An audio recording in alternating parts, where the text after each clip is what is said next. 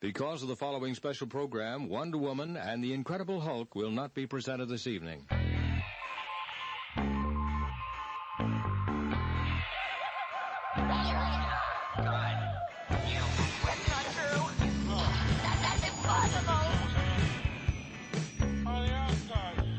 It's time to get all your Star Wars news in a single file. This is Making Tracks. Here are your hosts, Mark Newbold and Dave Tree. That's not true.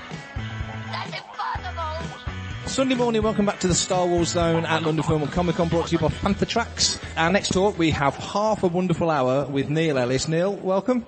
Thank you, it's good to be here. Welcome, and we're going to talk about Star Wars, obviously, and I'm going to open with the question that I've asked pretty much everybody, just to get the ball rolling. When was the first time you saw Star Wars? What was your first exposure to it back in the day? Well, I'm 46, so Empire was the first one I saw, to be honest, and then we caught up afterwards, so cinema, Empire, and then... And did it make a big impression on you straight away? Cool. Yeah, absolutely. But what was it about? Were you an artistic kid? Were you a model maker kid? What was it about Empire that just grabbed your imagination? It was just the aesthetic of it. It's Darth Vader, ultimately, that was the coolest thing in the world when I was that age, and Princess Leia, but, Well, of course. But I wasn't really an artistic particularly. I used to, more destructive than creative, but, just fell into it. I was going to say, because I couldn't build a 5-piece jigsaw puzzle. I'm rubbish, but where did that begin? When did some people blossom later in life with certain things? When did you find it? Well, I found that the replica prop forum. Yeah. So when that started up on AOL, I just got into trying to copy the props and the models. Wasn't particularly good, so ultimately I went and did a degree in model making. Wow! And I went straight into Harry Potter from then. And then. So you just. I left my job. Yeah, I left my job and went and retrained. Yeah. And so what was the first feature film we worked on? Casino Royale, but only for a bit, and then Harry Potter, 7 and 8. What was that like? Because coming into Potter at the end of what was already like a crazily successful franchise, and knowing that your work was going to help see it home. Everyone I worked with had done all 6 previously, and I didn't like Harry Potter, to be honest.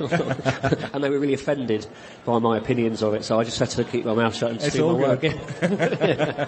But it is what it is. My son loves it now, so I sit and watch them with him, And when you're watching a film, here's another question. When you've worked on a film, are you conscious of the elements that you had a hand in? Because your fingers must be in a lot of pies on that film. No, I made 13,000 rubber goblets for Gringotts Vault. Yeah. That was it.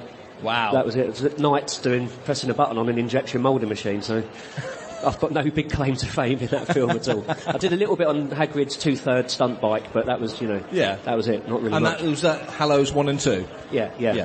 And when did it move from there? I noticed I looked through your IMDb, and there's Pirates of the Caribbean, there's all sorts of stuff. Yeah, a bit on that. Then Captain America I was still a junior at that point. Yeah. The first Avenger. Gravity, did a lot on the Gravity. I love that film. Yeah, that's a good film. Edge of Tomorrow, helped sculpt the armour patterns for that. So. Yeah. And then Jupiter Ascending, and, Star Wars then for 5 years, pretty much. So, looking at the work you've done model concept work, you've done model work, you've done costume detailing. Yeah. Where's the breadth come from? Because usually concept guys are in that lane and model makers are in another. Yeah, concept model making's not really a thing anymore, aside from... Neil Lamont kind of almost reinvented it for Star Wars. Yeah. Because concept model making in the art department is 3D printing. Yeah. But we were allowed... we scratch built everything. And because he knew that we could use Lorne Peterson's knowledge and all the kit bashing brilliance that they did. We just mimicked that, and Was that was? I'm assuming that must have been a conscious. Yeah. You want to ape back to what they did. Yeah, absolutely. It was the Falcon, the model that I did. Neil Lamont wanted to hire, but I asked if he would just hire me instead, and he went, yeah, all right. That was it. I was come in as a concept model maker, so it was really good. So in terms of Star Wars, then what was the first thing you got your hands on? Oh God.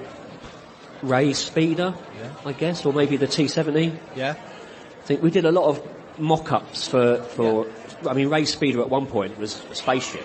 Yeah. A massive thing. Yeah. Then it just kept getting smaller and smaller. Yeah. And then we just did 2-seater X-Wings and all that sort of stuff. And So what's the process for that? Well, let's pick Ray Speeder as an example. When you're given the task to come up with a design, and of course we've had very iconic speeders in Star Wars before, Land Speeder, Snow Speeder, Speeder Bike, all that stuff. Where do you start? Do you just give them a million options? No, totally. On Ray Speeder, it was almost nailed as a design by the time I got to make the model. Yeah. And on the T70 though, we would obviously referencing the old one. Yeah. But we would, just free flow back and forth. Yeah. Sometimes I make a model. They hate it, make another one, they photograph it, it goes to a concept artist who does a paint over, changes it, then I get it back to make another model. It's like I could never, except for Enfy's Nest Speeder, there's not one thing that I've entirely been responsible for. Wow. Because it's a group effort, it goes round and round and round. Yeah. I interviewed Lee Towersey recently, R2 builder, and he said very much the same, is that you build a bit, it goes to another department, then the guys put is it the same for you? You're bouncing between departments with different elements? Not departments, no, but just guys in the concept between, Photoshop for guys and model makers and then back again. So when you're given something like an X-Wing, I mean, you came in at Empire, plenty of X-Wing in there, so you're a fan, so what's it like to be given that ship and go, upgrade this? Because there's obviously elements of Macquarie's of very original design with the engines and stuff. I mean, if it was down to me entirely, I'd be bricking it, but Ryan Church and all those guys in the States, they do a lot of work on it. They're now concept guys. Yeah. They do a lot of work on it. And with the T70 sort of came back to me. I mean, with the Falcon, with Lando's Falcon, that was never drawn it was entirely concepted through our models. Yeah. We made half a dozen, little fine moulds things. Yeah. And we went back with James, back and forth with James Klein. Yeah. But that was never drafted or drawn until they were like, yep, that's it, go for it. Because you're working from, I guess, with that one as an example, Lando's Falcon, it's 75% there, and you're exactly. In that. We were literally dressing what was already there, stripping bits off, dressing it. So that's easy to do as a model. And how many? I can imagine there could have been numerous iterations between the mandibles. How many different versions did you do? 5 or 6, I think. It still ended up the one that you see in the movie isn't the one that we finished with. That all got done. It still progresses once the digital guys come in. They still spend months on it, but we had ones that were really separate, the ones that were really integrated, ones with cockpits at the front. All so on. Because at one point it was much more of a third-party add-on. Yeah. It wasn't an integrated part of the Falcon, which it ended up being in the end. So all the spoilers and that they went on, they came off. They went on, they came off. Rogue One. What elements of work did you do in that film? Because the U-wing, was it? The U-wing you worked on? No, well, the first 2 designs. Yeah. But that one you see that was an Alex Hutchins thing. Krennic Shuttle, I worked on that. Beautiful. Yeah, that was one of my favourite models, I think. Yeah. But I did a lot of costuming. I did Saw Gerrera's armour with Paul Marsh. So that was one of the nights. I got to wear it as well. I've got a few photos of me walking around as Saw Gerrera. So, and what else? L1, the blue droid. Yeah. I did the Death Star droid head as well. So a few classic things. Nice mix on that movie. Yeah. It's a nice mix. Obviously that film's got to go bumper to bumper with A New Hope. So when you do Saw's armour, which completely looks like he could have walked into the cantina. Yeah. You mentioned kit bashing as well. What sort of bits would go into Saw's armour? Because, like you say, it all feels and looks like you could grab it off the shelf at Argos. We hand sculpted the patterns to make the actual fiberglass thing. Yeah. But then we went to Jamie Wilkinson, who's the prop master. We went up and visited him, and he's got these enormous Tupperware boxes full of crap, and we just robbed a load of stuff out of there and just made it fit. Yeah. And back in the day when they were working on the original Star Wars kit bash, grabbing it's exactly anything. That, yeah. I mean, you can make it from scratch, and you can 3D print it, but it doesn't. You don't get the happy accidents. You put 2 pieces together, and sometimes you're like, shit, that looks great. Yeah. And you completely prefer that? Yeah. I love scratch building. I love sculpting, but the fine detail is sometimes best found in a bin. Yeah. I'm Corey D, and I get my Star Wars news from Phantom Tracks. Has there been much completely scratch building on these films that you've worked on, the Star Wars films?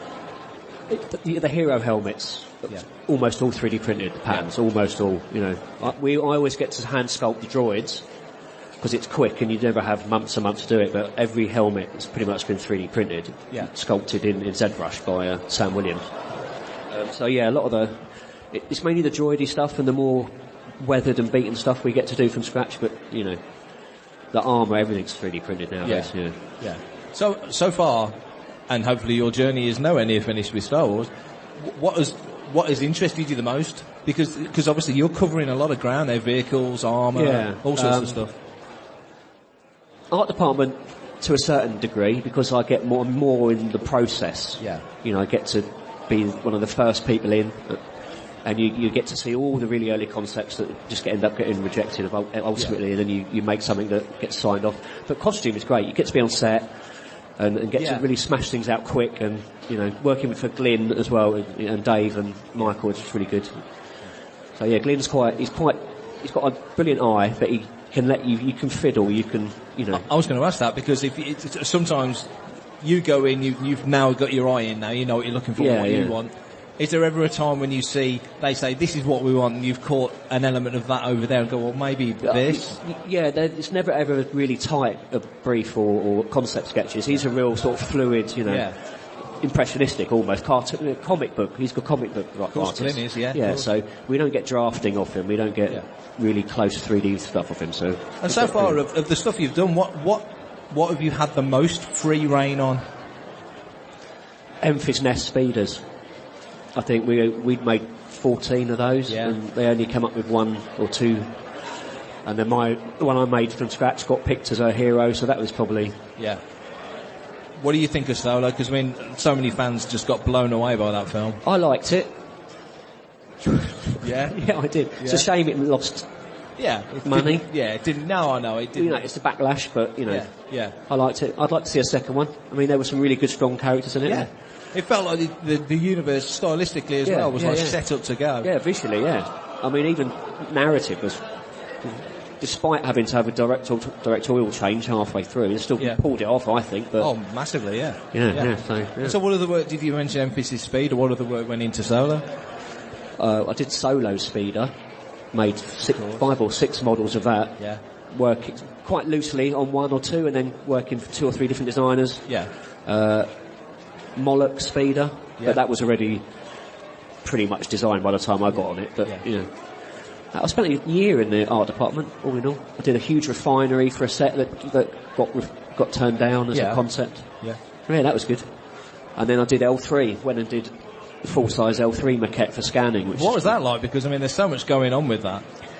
I mean, wasn't involved in the actual panels of the Droid. That was all done. That was good kit bashing. For me to make all the guts was just out of found parts, pretty much. Just back end of a vacuum cleaner, half of a Moulinex sort of thing, all these little bits. There's Formula 1 rejects, and, you know, aeronautical engineering, quite nice pieces of engineered stainless and stuff like that, but you just go into a skip or into a bin and just rob the bits that you think would work, you know. Yeah.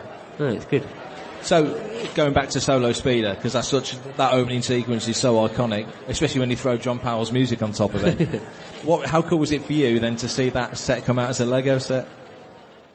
And the crashable Hasbro one. No, I think it was good to see it as a toy. It's good to see my favourite was the Black Series Memphis Nest. Yeah. Because that's the same scale that I built our maquette at. So it's almost an identical copy of what I made in our little workshop. And how close did Hasbro get? They must have been pretty close. Yeah. I mean, they changed it a bit for engineering purposes to make it 21 foot long. It's enormous. Wow. But it's pretty close.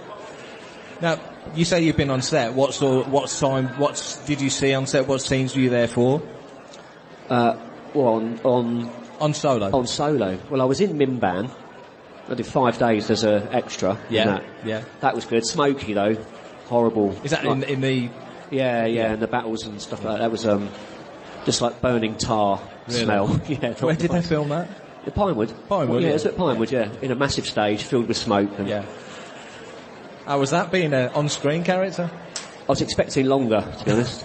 And then they dubbed over my voice, so a bit gutted, but it is what it is. Yeah. Were you an American voice, was it? I am now, yeah. I'm the only American Imperial officer in the entire flipping... You the only one? Yeah. I thought the Brits were supposed to be the villains, but there you go. Yeah. Did that give you a taste for doing maybe a bit more of that sort of stuff, just for the crowds? No, it's horrible. You're happy you're back in the workshop? Yeah. No, I mean, it's... having to shout the same line for a year, it's just nerve-wracking.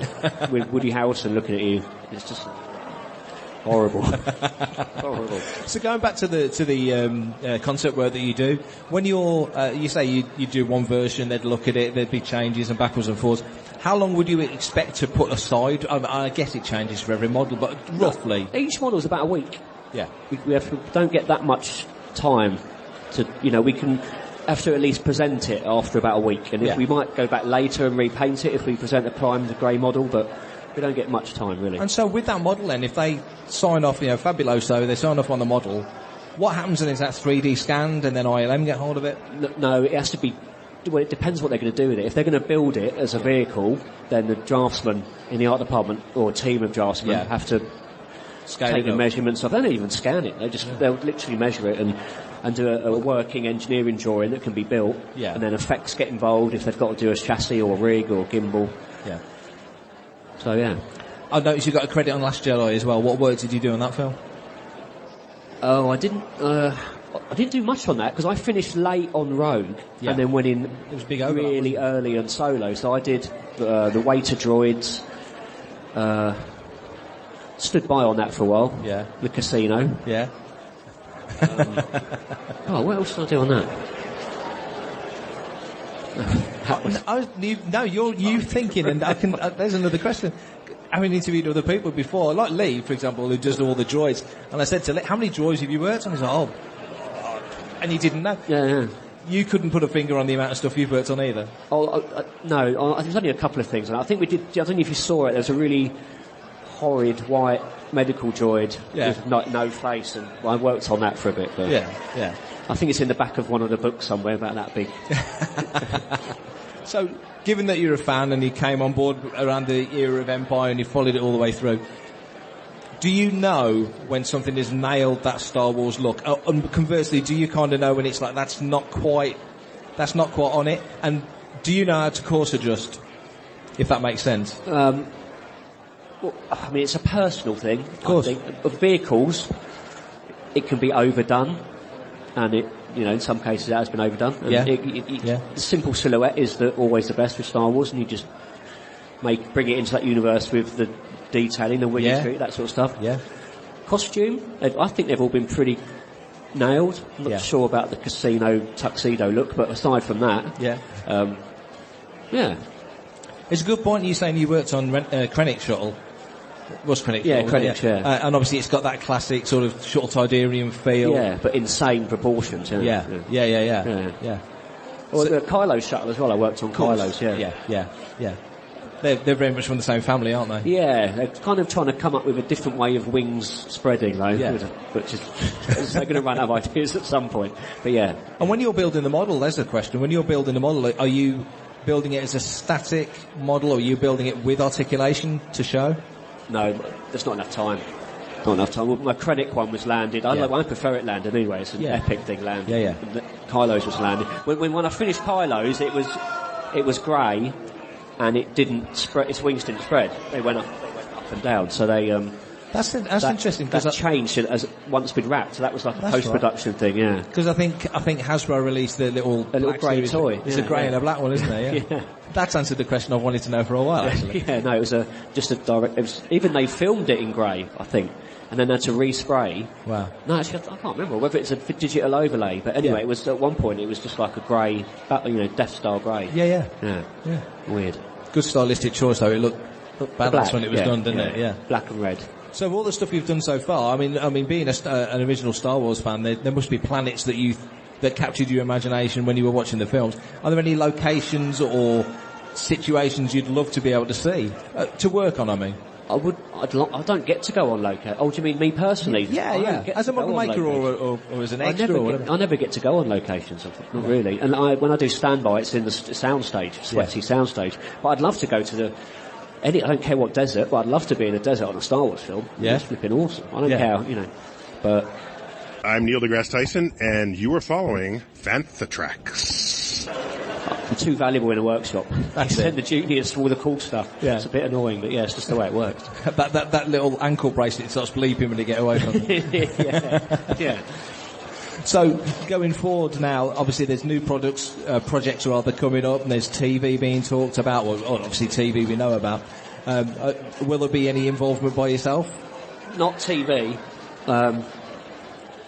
Unless Neil Lamont gets involved, which is highly unlikely, because everyone's moved on a little bit now. Yeah. But movies, for sure. But yeah. Not TV. Yeah. So, what other projects have you got on the go? I'm on Outside of Star Wars? Batman, new Batman. Oh, fantastic. Yeah, obviously can't talk much about that, but... I nearly did, but no, I'll get into No, that. that's fine. Is that a bit of a passion project for you as well, being... I'm a huge Batman fan from '89 onwards, comic-wise. Yeah. I'm not so much of the middle ones, but I like the Christian Bale, at least some of them. Yeah. So yeah, why not? It's a brilliant franchise. I think it's DC's best option. You know, nice to do a fresh reboot, something I've never worked on, something dark. New imagining. Yeah. Yeah, where's that? They're happy over there. Where's that shooting? That's Leavesden. Yeah. And America. Yeah. So you've done DC, you've done Marvel, you've done Potter, you've done Pirates of the Caribbean, you've done Star Wars. You're very greedy. What's left? I've got another good one lined up next year, but I can't mention it. It's even better than the rest of them. Oh, wow. So what's the aspiration where you are now, considering, like you say, you weren't an artistic kid and it kind of grew as you developed, as you got older. Where would you like to take your skills moving forward? Because it feels like you've moved through different things already. I've art department, but more of a designery role. But I love being on the bench. I love making stuff. Yeah. I don't want to be an HOD where I just, on Excel, telling other model makers what That doesn't interest you? No, the money's better, but I want to be on the bench making stuff. Yeah. I like seeing my work on screen. I like seeing it in books. I like, I was going to say that. I mean, what's the most fulfilling element of it? Is it seeing that final thing on screen and seeing the reaction from people when they click with it? No, I think it's still at the cast and crew when you see your name go up and everyone's cheering. It's quite egotistical, but that's probably the best bit. Half the stuff you make doesn't make it to screen. Yeah. And if it does, it's for a second, but some, I think it's still... I didn't get a credit on Men in Black and I was fuming. I saw that on your IMDb list, yeah. But, Yeah. So, you too. What's the percentage then? You say you're at your bench and that's where you're very happy is working on things, but what would you say the percentage of stuff you build and present, and it must be the same for everyone because there's so much production work goes into these things. Yeah. I mean, most of it gets on screen, but not as long as you'd like. Yeah. And sometimes one of the worst things you've made ends up being full screen for like 10 seconds. So yeah, it's just hit and miss really. I was going to say, without naming anything, because I don't want to drop anyone in it, but has there ever been something that you've made that you thought that's got to be on the screen and it didn't get picked up? Without saying what it is. Unless you want to. I can't even think of anything. Oh no, in Edge of Tomorrow, nothing I made was on screen. Or if it was nothing except for the Tom Cruise's suit we sculpted the patterns for. Nothing made it on screen.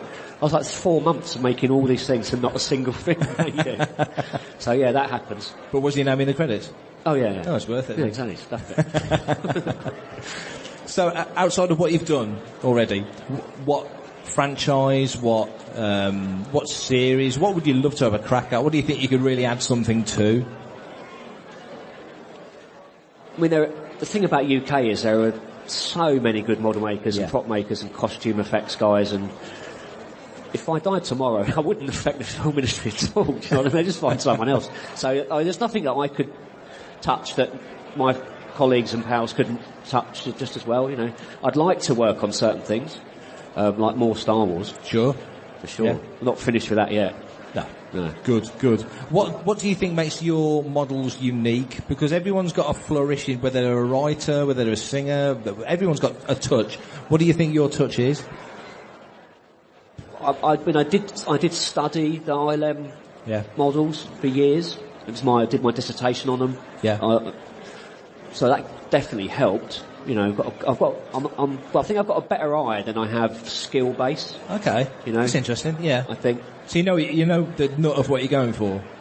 Yeah, I think my eye's better than my level, my ability, in a way. I've got model makers friends who have been doing it I've been doing this 10 years. Yeah. They've been doing it 30, so they know it way better than me. But I think I've got quite a good eye, which is why I get a bit of designer stuff involved as well.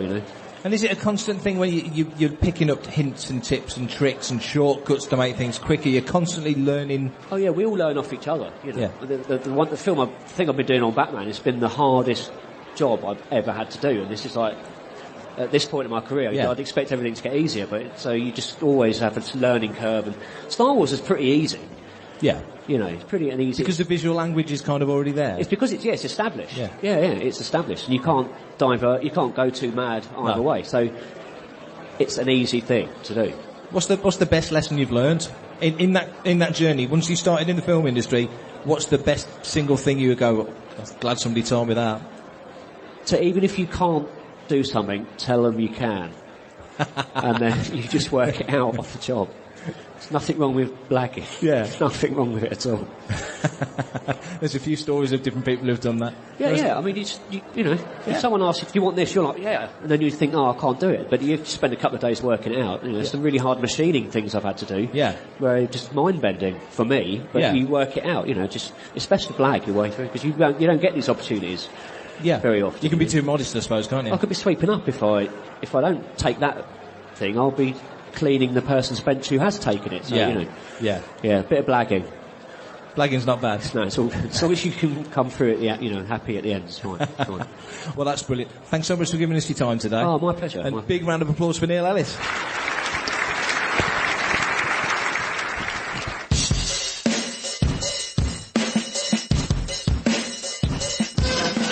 This is Desert Planet Discs. Coolest sounds this side of the Moss Isley. Okay, welcome back to the Star Wars Zone at London Film and Comic Con, brought to you by Fantatrax. The Star Wars Zone is brought to you by Fantatrax, not the whole thing, just to clarify. I'm here on the stage with Derek Arnold. Big round of applause, please. Yeah. Thanks. Yeah. Cheers. So we have 30 minutes to talk about all things GFFA. So I'm going to kick off with the question I've asked most people first. What was your first exposure to Star Wars? Be it as a kid, as an adult? Where was your entry point? I mean, as a kid, I would catch them on the TV, and watch them when they're on the TV and stuff like that.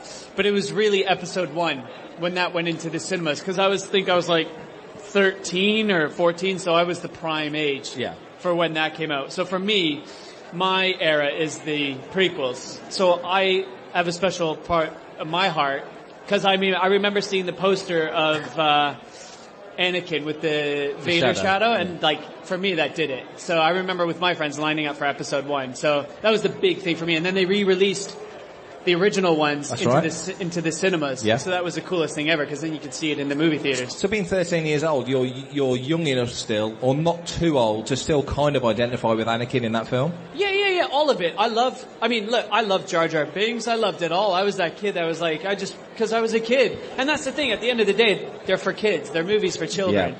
So I completely absorbed Episode 1, Episode 2, Episode 3, all of it. And then, I could always appreciate the originals throughout the years. And then obviously the new ones hold a special part in my heart. So you caught on to the prequels first, and then you went back to the originals. Yeah. I mean, the originals were always there. The prequels were in the forefront of my mind. Yep. And then obviously the new ones, to me, are better. Of course. Well, but I'm a bit biased. That's fair enough. Yeah. So you stepped forward to more recent times. Yeah. With these new films. Yeah. So how did you get involved with them there? So it's a bit of a long journey. So I started out in a show called War Horse, which was a theater show, and it's a puppet show. So they had these life-size horse puppets, and it sort of takes place in World War I. Yeah. And then from there, I did the opening ceremonies for the London Olympics in 2012. That's amazing. And we were puppeteering Voldemort, which was like 80 feet high. On that job, I met a gentleman named Brian Herring, who later became the puppeteer for BB-8. But at that time, Star Wars Episode 7 wasn't there. Yeah. So me and Brian on the Olympics just chatted about movies. We got along really great for, the 6 weeks, and then we stayed in contact for about a year. And then he called me up a year later, and he said, "What are you doing?" I said, "I'm doing War Horse still." And he said, "Great. I'm working on a project. I think you could fit in with it. Do you want to be a part of it?" I was like, "Yeah, sure. What's the project?" He's like, "Can't tell you." Yeah. I was like, "Oh, all right." And what it was is, it was for the Lugabeast in Episode 7. Yes. They had built it sort of with the idea of having two puppeteers inside, a lot like War Horse. Yeah. Brian, knowing that I did War Horse, called me up. And I remember going to Pinewood to sign some papers for a production called Avco. And at the time, I'm in my head signing this paper going, "Oh, that's a stupid title for a movie. Like, no one's going to really see that." And then we walk into the office, and it's Star Wars land, and, Yeah. What did your brain do when you realised that? I played it cool, but inside I was definitely peeing my pants. I was like, oh yeah, that's cool, yeah, all right, yeah. But yeah, I was sort of losing it going, this is nuts. And I thought, we were only brought on to do the Lugabeast, which was only going to be about 2 weeks of filming in Abu Dhabi. Yeah. But it was 6 months that we prepped it. So for 6 months we prepped the Lugabeast, because it went through a lot of different variations. At one point it was just going to be a robot. But in those 6 months, in my mind, I thought, well, I'm just on this movie for 2 weeks and then that's it. That's the icing on the cake. I'm going to ask you the classic panto horse question. Were you the front end or the back end? Always the back end. Good. Yeah. Good. I'm pleased about that. Yeah. So Tom Wilton, who's the other creature performer I work with, we work quite closely together in a lot of puppets. We do a lot of quadruped, like four-legged puppets. I've never been professionally paid to play a human being ever in my career, and I think they're trying to tell me something. Is that a goal? Yeah, like human beings, nah. Monsters and aliens, yeah. So to do a quadruped, to do a four-legged animal, you're sort of doing about 3 things with your brain, and my brain works to do the back legs, right? And Tom's brain works to do the front legs. So we did that, and I genuinely thought we were only going to do the 2 weeks, but then the longer we got to know Neil Scanlon's crew and Brian and all them, the more they just brought us in and they dropped us into more characters. Just briefly on Warhorse, obviously Spielberg did the motion picture, but it's best known as the stage production. How do you make that look? How do I watch you on stage and not see you and only see the horse? What's the magic about that? It's the question we get asked the most. Yeah. And it's the biggest compliment for us on stage is if people go, well, I forgot that you were even there. Yeah. And I think what it's to do is, I think with the show, with the theater show, because it's a different medium than a movie, when you're there in the theater, you have to make that decision right at the beginning of the show. Are you going to invest in this and pretend with everybody else? And if you do, then everyone loves the show. Yeah. And if you're one of those people right off the bat of the show that goes, I don't like that, then you won't like the show. It's one of those things, you either invest in it or you don't. Yeah. And I think people who do just give it their all. The only thing I could compare it to is going to see the Muppets live. Yeah. You forget the performers are there. You just Yeah. Yeah, it's a precipice. It's the beginning point in my career, so I owe a lot to that show. So you go into Force Awakens. Yep. As the most interesting end of the Lugabeast. Yeah. What moves you on to your next element in the saga? Well, it was continuing on. So for those 6 months while we were going to Pinewood 2 or 3 days a week working on the Lugabeast, they were also then molding us on other creatures because they thought, well, we have you here, we might as well just use you. So that sort of starts to bleed into one. So then you start rehearsing for the Lugabeast, but you're going in for fittings for this creature and that creature. So it just sort of snowballs. And then they just try and fit you in because once they know it works, and they know that you can put up with a lot of pain and a lot of torture, they'll just use you because they stick you inside these costumes, and it's not for 5 minutes at a time. No. Hey, you're in. So I think that just gets the that snowball just starts rolling. So yeah, I did about 4 or 5, 6 different creatures for that movie, and sometimes it's just you're on set. And they go, what are you doing right now? And you're like, well, not much. They're like, actually come and assist me. Yeah. And then you just jump onto a creature and help assist. And then, hopefully you make enough of an impression and they call you back for the next movie. You mentioned, I mentioned Warhorse again. You mentioned that the audience has got to invest to make to make it work. Yeah. When you're in one of these tight, can't go to the loo for 5 hours type of costumes, do you kind of have to disassociate the same way and just focus on that? Oh, you have to go to a happy place right away. Yeah. You can't be claustrophobic. You gotta just close your eyes and go to the happy place. And because it's such a team, the creature team, because Brian Herring coordinated episode 7. So Brian, he's been in the business for like 25 years. He's done everything. So he knows everybody. And so you put a team together that you know are going to survive together and work together. And I think that's the success of what we've found within these last 5 Star Wars films is that everybody who works there, we're like a big giant family. So it's not, I always have this thing, I'd be very selfish if I said I was POW, I was the Lugabeast, because there's about 50 people involved in the process before I even step into it. I'm just fortunate enough to be able to take the credit for it for life, but there's a plethora of people who actually deserve much more credit than I get. So you really rely on those teams. So when you're in it, you're actually more relying on other people to guide you and help you, because it's just sort of a happy marriage that you have to find. There's a question I will come to later on as we talk that kind of refers to that. But do you enjoy that collaborative element in that? I know when, for example, when Frank Oz was doing Yoda, and and one guy's doing the eyes remotely, and there's all the different things, and it's that concert, that marriage of all the different elements that one take, and he's alive. Is that's obviously what you strive for? Yeah, I mean, it's that's the essence of like the puppetry world. So even if you're doing like Henson style puppet, you still have an assistant. If you're doing the animatronic work, you're constantly collaborating with people. Warhorse, you're working with other puppeteers. So it is very much passing that tennis ball back and forth to try and get something special. And when you do, and when you sort of click with the person you're working with, it is very rewarding, because you feel like you've achieved more than just something you've done yourself. Yeah. So after Force Awakens, what did you move on to next? Yeah, so then Force Awakens came Rogue One. Yeah. They called me back for Rogue One, and originally I was going to do like 3 or 4 characters.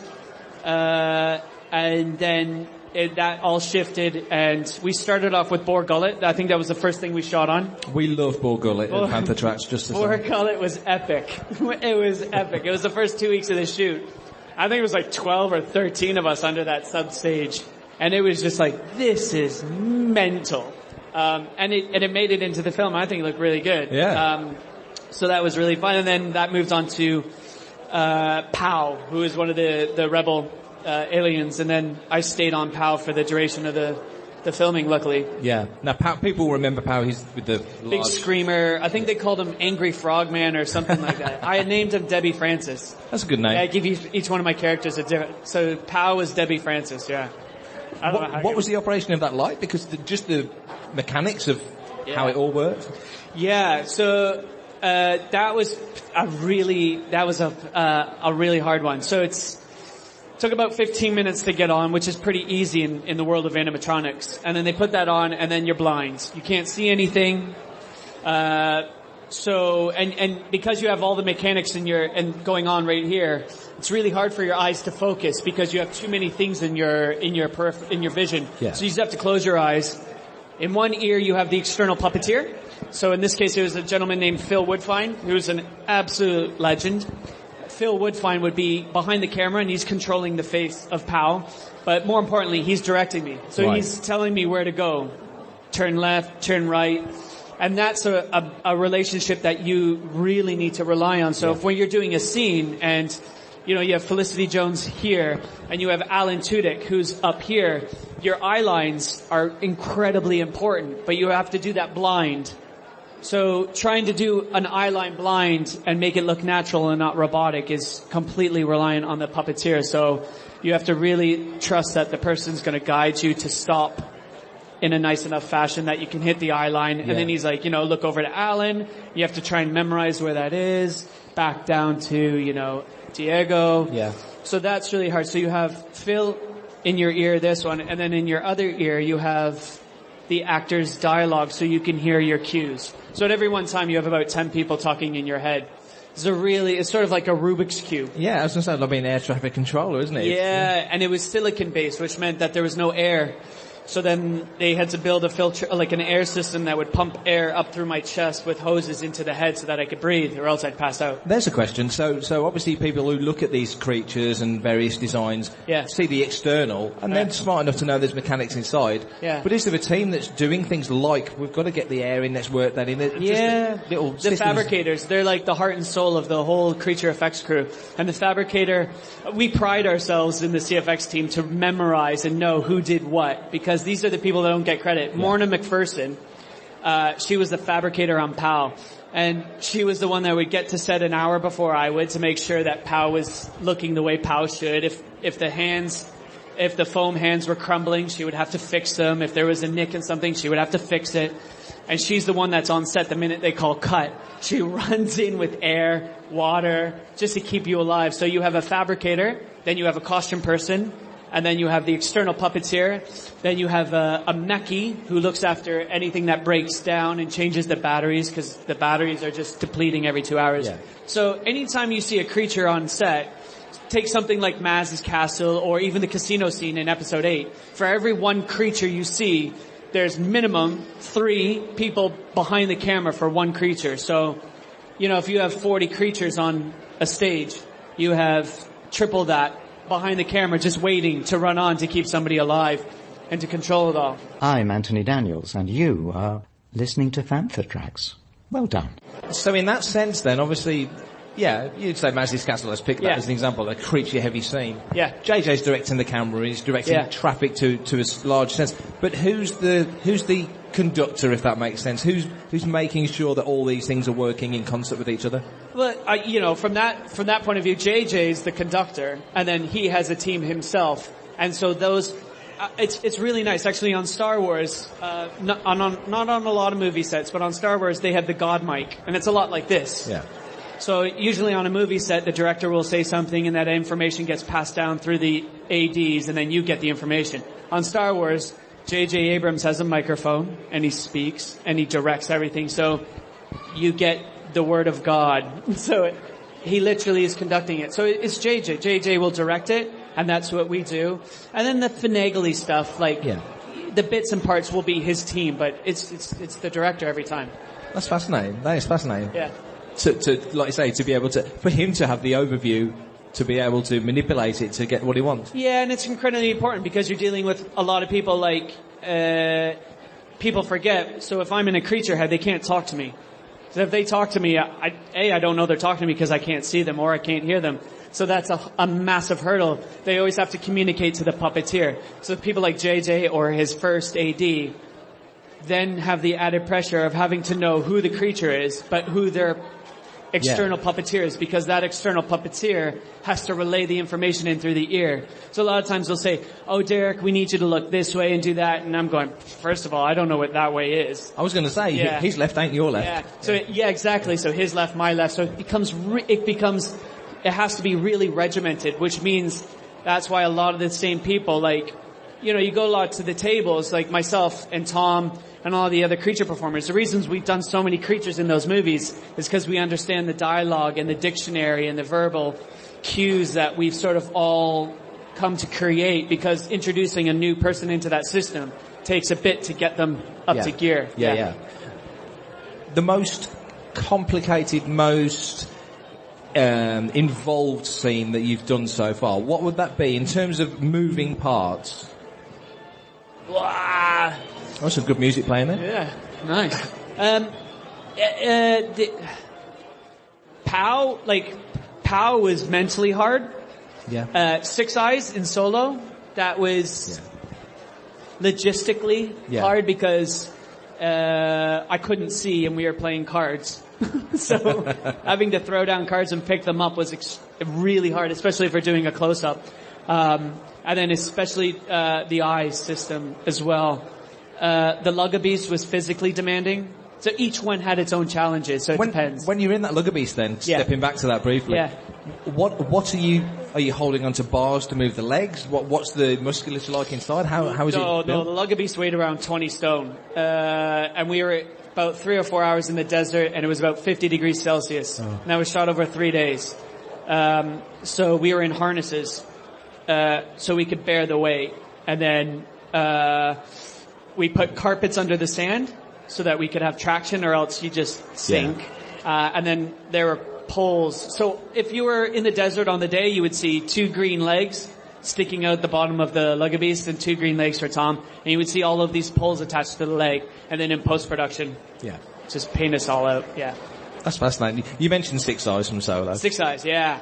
My personal favourite creature scene. I just adore that whole sequence. Absolutely epic. There's a moment where Han's playing cards and Six Eyes looks at him. One eye, with the one eye.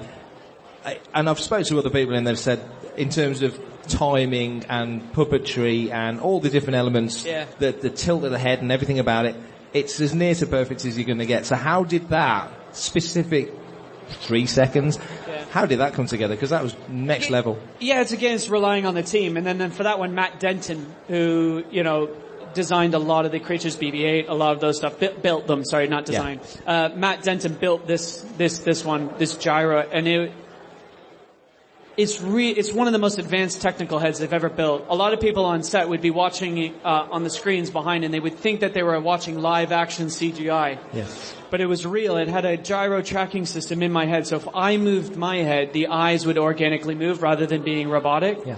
So then Matt Denton was on the behind the camera controlling just the eyes, and another gentleman, puppeteer named Richard Coombs, was controlling the mouth. So between the three of us, we had to really work that out. And it's just rehearsal. You're just going, okay, I'm going to give you 2 cues. Sometimes we call them blow cues. So a lot of times on set they can't talk, so we call them blow cues. So a puppeteer inside your ear will go. So you're listening out for a blow cue, and that's your sort of cue to move, because they can't talk or else sound will pick it up and they get really angry. Yeah. So would you work out certain cues, and then Matt would give me a certain blow cue, and then I would know that that's when that I was moving, and we would physicalize, and I would have to memorize when to stop, but then to make it look organic, and then Richard would come in with the elements. So it's really just layering, and the three of you, Matt's been doing this forever, Richard's been doing this forever, and they just sort of, as a baby, they sort of guided me. And you sort of layer that and just trust each other. You just have to trust. Hi, I'm Nelson Hall, and I get my Star Wars news from Fantha Tracks. And how long does a rehearsal for that take? Because it's like Michael Jackson learning a dance routine, isn't it, It depends. I mean, to learn Sabak, it was one of the best moments I ever had. So before we even filmed Solo, they brought us into A stage at Pinewood, and it was empty. A stage is massive. It was completely empty. And in the middle of the stage, they had a Sabak table with all of the cards and the chips. And they said, so you have to learn how to play Sabak before we start filming. So it was Alden, me, Donald, Jonas, and about 3 other puppeteers. And we went in for 3 days, 8 a.m. to 6 p.m. You can learn to play Sabak in about 20 minutes. Oh, yeah. So, but for 3 days, we were brought in for better part of 10 hours just to play poker. But not to do no character work. It was nothing about characters. We weren't in costume. They were just like, we just want you guys to learn how to play this card game. And it was so nice because we just got to chat and just hang out and play poker. For 3 days, we were the best Sabak players in the world. Oh, literally. Yeah. And then, cause then we can make it up. And then when you get to set, it's a lot easier and you can build that in. But yeah. What was the question? Oh, I don't know. I'm making this up as I go along. Yeah. What was the most satisfying moment then for what you've done so far and all the performances you've done? There's clearly been loads. And they all, you've explained, have different challenges. Yeah. Very different challenges. Yeah. Which one do you take the most satisfaction from? Oh, the most satisfaction was at the end of episode 9 where, no. It's okay, this isn't coming out till next year, you know. It's like asking who is your favorite child.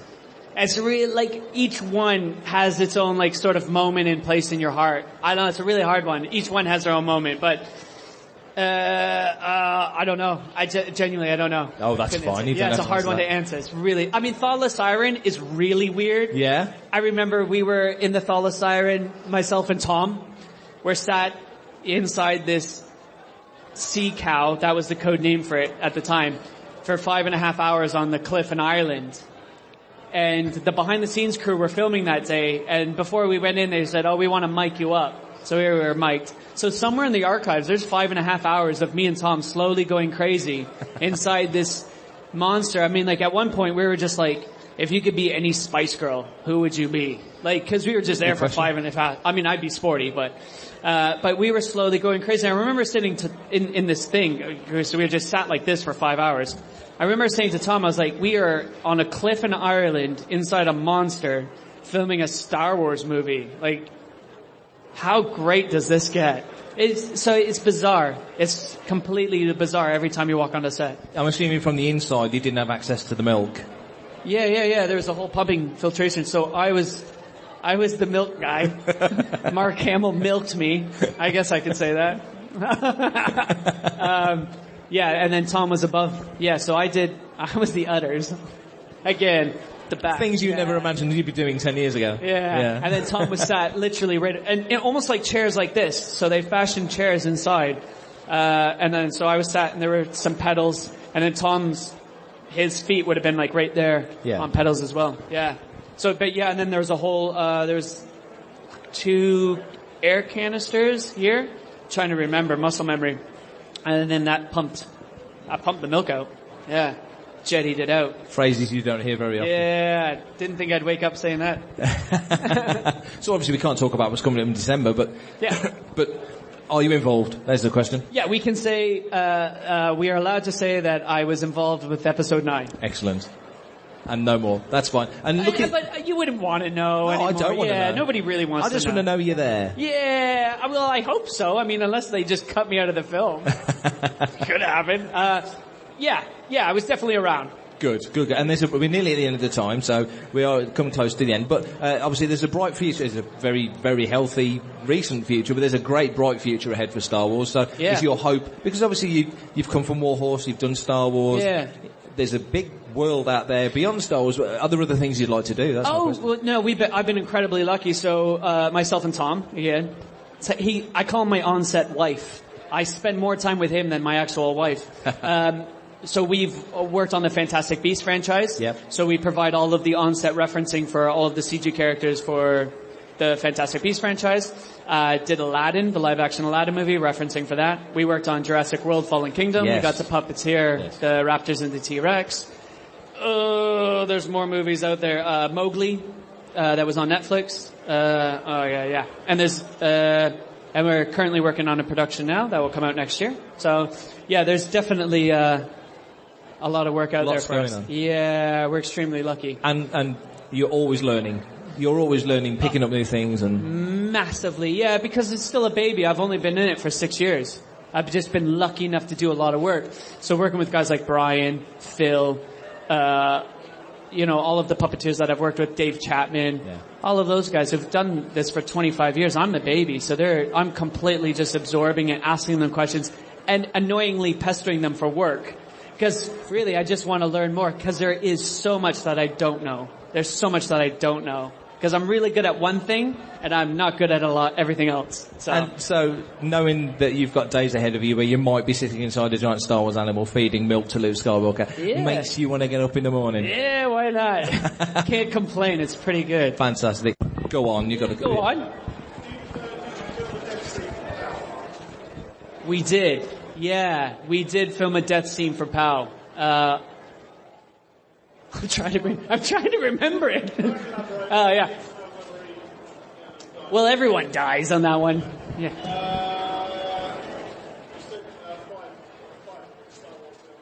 Yeah. Yeah. Obviously, you were there when Chris Miller. Yep. Yeah. How was the vibe on set? Was it different when? I love Chris and Phil. Chris and Phil are probably my favorite, and Ron Howard's Ron Howard. To encapsulate into one sentence, how do you think the film is different if all together as a single piece? Oh, that's such a loaded question, man. Better or worse? Or just different? Different. Yeah, I don't think better or worse. Like that's, there's no way anybody could answer that question. Phil and Chris are amazing. I mean, I think people forget because I'm so far down on the pecking order. I literally found out about everything the same time as everyone else. But Phil and Chris are amazing guys, and Ron's an amazing guy. So, I mean, for me, it was seamless. I didn't feel any change. I mean, it was amazing. Very similar way to Rogue One. Yeah. We all saw the Rogue One trailer when it came out. Yeah. All those amazing scenes. Yeah. We went to the pictures. Yeah. So, where's the typewriter on the camera here? Above my pay grade. So many changes. When you were there on the set, was it palpable in the air, or was it just like? It's great. On set. I was having the time of my life on set. I was filming a war movie. I've always wanted to do that since I was 8 years old. I think another thing to remember is every movie I've ever done, you always do reshoots on. I remember it being a bit of this thing on the internet. Everyone's like, Rogue One reshoots. It's like, that's completely normal. Because when you put a film together, you're not filming it in chronological order. So then when you go away and you put it together, you go, oh, I wish we could have changed that, and that. Like if you watch a West End show, you have sometimes 8 weeks of previews before the press are even allowed. And in those 8 weeks, the show changes drastically because you have an audience and then you're adapting according to go, oh, we can switch that. So when you film something, that's it. Once you print that, that's committed forever. So going back and doing reshoots is completely normal. So when we went to do reshoots on Rogue One, it was completely normal. And for every movie other than Star Wars, even The Fantastic Beasts, Aladdin, all of them, a lot of the stuff we film doesn't end up. Or you forget about it because you film something in the first week and you film it sometimes 5 different ways. So you, don't know which take they're going to use. And then you come back and do a reshoot and you sort of are filming that again in a different way. So you lose perspective quite easily of what you filmed and how it turned out. So I genuinely didn't notice the first time I saw the trailer from the first time I saw the movie. Yeah. Who are Ray's parents? I don't know. Who do you? I can't. I'm so perfect opportunity to make up the best answer ever. I can make I don't know. Everyone, big hand for Derek.